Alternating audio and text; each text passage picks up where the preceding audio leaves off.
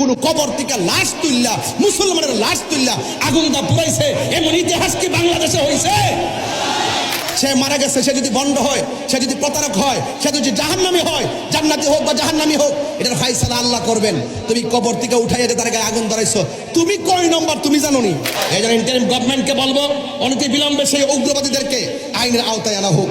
আমি আশা করব সকল ধর্মবর্ণ যত দলের লোক আছেন প্রত্যেককে বলবো এই ঘটনার তীব্র নিন্দা জানানোর জন্য কথা বলে, ঠিক না ঠিক?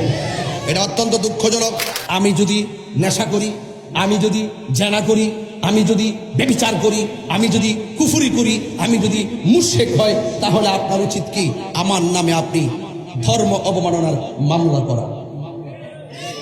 কেউ যদি নবীর বিরুদ্ধে কথা বলে আপনার উচিত কি তার বিরুদ্ধে ধর্ম অবমাননার মামলা করা, নাকি আপনি তাকে ধরে মেরে ফেলবেন? একটি বর্বর ইতিহাস রচিত হয়েছে আজকে।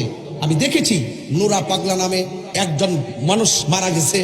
যদি তার জীবনে অন্যায় করে থাকে, তার জীবনে যদি শিরিক করে থাকে, তার জীবনে যদি ভণ্ডামি করে থাকে, তার জীবনে যদি কোনো ধরনের কুফরি করে থাকে, সরাসরি বহির্ভূত করে থাকে, সে যদি একদিন করে থাকে, এক মাস করে থাকে, আপনি মুসলমান হিসেবে দরকার ছিল বাংলাদেশের প্রচলিত আইনে তার বিরুদ্ধে ধর্ম অবমাননার মামলা করে তাকে গ্রেফতার করানোর কথা বলেন, ঠিক কিনা? কিন্তু সেই নুরা পাগলা যখন মারা গেল, তখন আপনি তার অতীতের ইতিহাসকে টেনে তাকে ভণ্ড ফতোয়া দিয়ে তাকে কবরস্থ করা হলো। সেই কবরের ভিতর থেকে আপনারা তাকে লাঠি দিয়ে আঘাত করে করে কবর খুঁড়ে তার লাশটাকে বের করলেন।